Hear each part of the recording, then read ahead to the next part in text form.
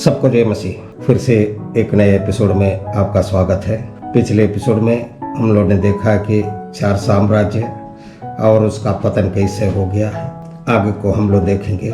कभी कभी हमारे जीवन में कुछ कठिनाई आते हैं, कुछ समस्याएं आते हैं। जैसे कुछ सालों से भारत में मसीही विरोधी लोग मसीही संस्थाओं को, मसीही लोगों को बहुत प्रेरणाएं दे रहे थे, सता रहे थे। तो हम सोचते हैं क्या परमेश्वर ये सब नहीं देख रहा है? ये सब देखकर परमेश्वर चुप क्यों है? अभी 2019 का इलेक्शन का समय, सारे भारत में और विदेशों में सारे मसीही लोग कलीसिया मिलकर भी और अकेले भी यही प्रार्थना कर रहे थे कि बीजेपी सरकार हट जाए और सेकुलर पार्टी जीते और शासन करे। हमारा प्रार्थना का उत्तर नहीं मिला। बीजेपी सरकार फिर शासन में आ गया। इसका कारण क्या है? आपने सोचा है?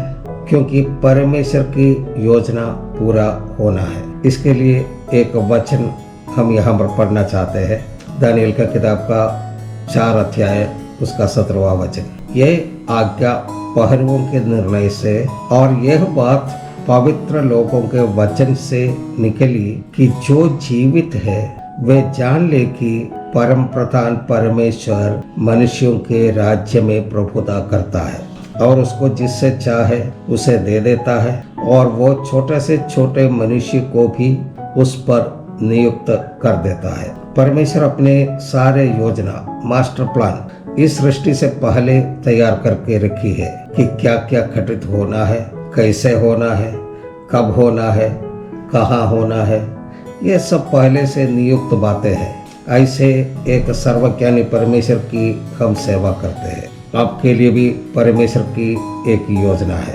एक व्यक्ति आपको ठुकराने का समय, तिरस्कार करने के समय, निंदा करने के समय, अपमान करने के समय, एक व्यक्ति आपको भूलने का समय, आपको समझना चाहिए कि परमेश्वर के पास आपके लिए एक योजना है। प्रार्थना के साथ परमेश्वर के चरणों में जाइए। परमेश्वर अपना सही समय पर उसे पूरा करे, आपको उठाएगा। आप अभी इस बात को नहीं समझेंगे। हालेलुया। अभी हम लोग वापस वचन में आते हैं। ये 4था साम्राज्य रोमी एम्पायर BC 168 से लेकर के AD 476 तक यहाँ पर शासन किया।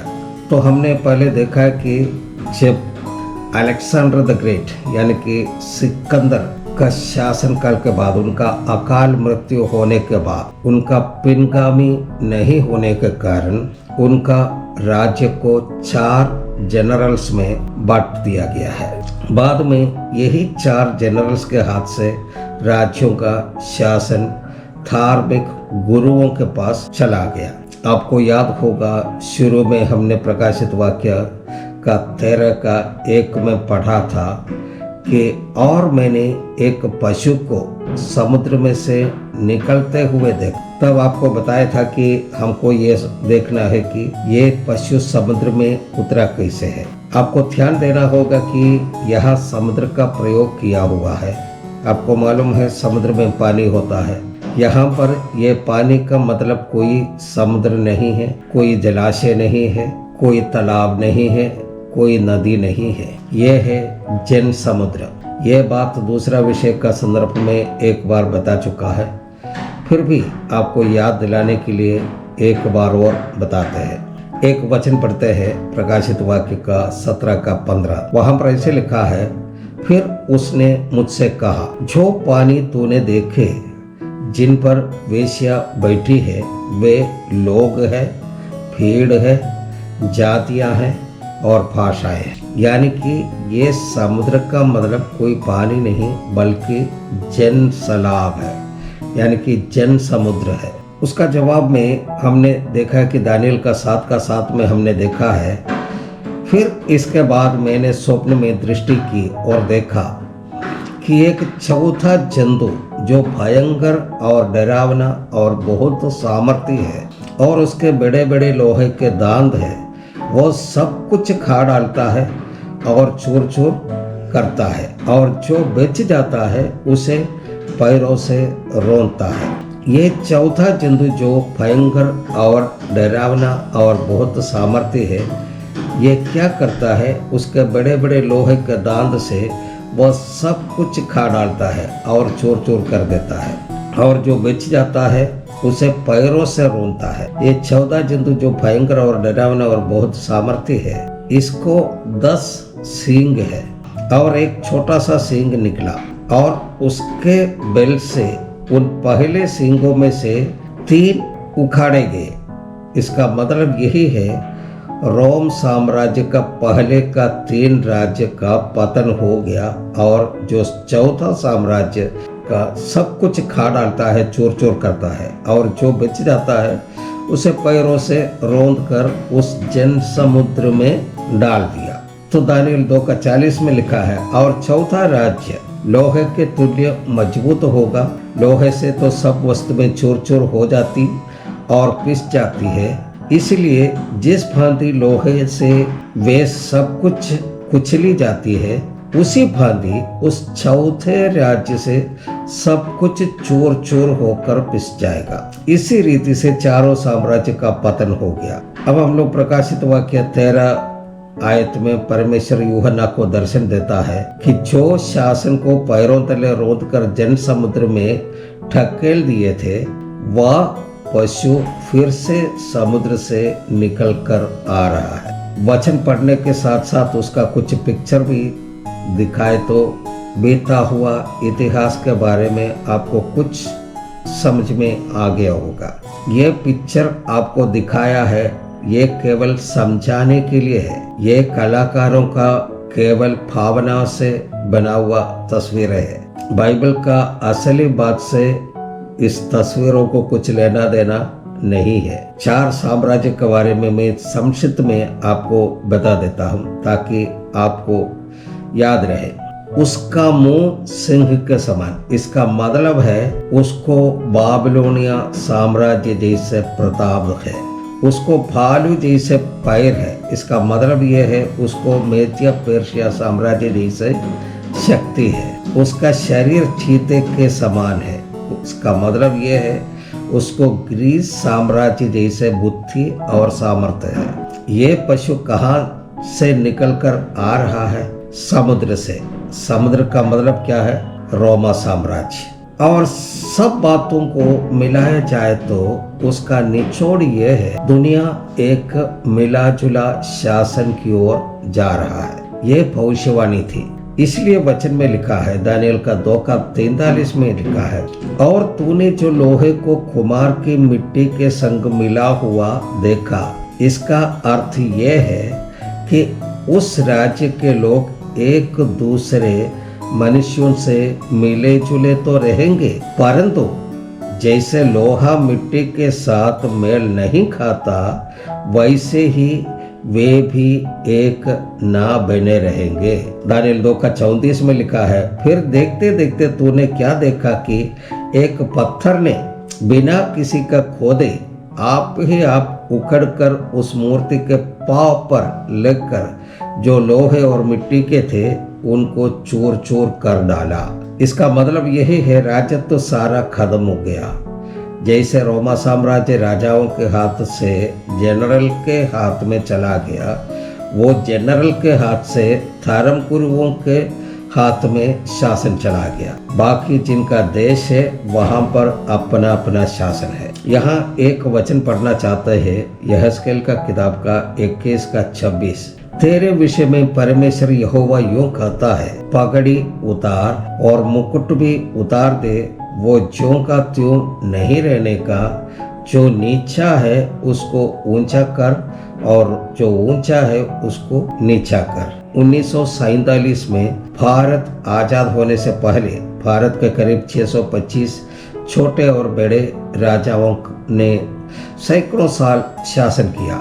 ये भी हम सब जानते हैं कि उनमें से कोई राजाओं का सिर पर मुकुट था और कई राजाओं के सिर पर पगड़ी हुआ करता था। BC 586 में यहेजकेल द्वारा लिखा गया भविष्यवाणी में ऐसे लिखा है, परमेश्वर राजाओं का सिर पर सजाया हुआ मुकुट उतार देगा और पगड़ी भी उतार देगा। और उन राजाओं को ज्यों का त्यों नहीं रहने दूंगा। केवल इतना ही नहीं, जो ऊंचे स्थान पर बैठा है उसे नीचे उतारेगा, और जो नीचे स्थान में है उसे ऊंचे स्थान में बैठाएगा। मिला जुला सरकार तो बनेंगे, लेकिन जैसे वचन में लिखा है, परंतु जैसे लोहा मिट्टी के साथ में नहीं मेल खाता, वैसे ही जो मिला जुला सरकार है एक ना बने रहेंगे। हमारा विषय में आने के लिए कुछ वचन साथ में लेकर पढ़ना होगा। शुरुआत में पढ़ा हुआ वचन एक बार और पढ़ते हैं। वो प्रकाशित वाक्य 13 अध्याय का 8 से लेकर के 10 तक। और पृथ्वी के वे सब रहने वाले जिनके नाम उस मेमने की जीवन की पुस्तक में लिखे नहीं गए, जो जगत की उत्पत्ति के समय से घात हुआ है, उस पशु की पूजा करेंगे।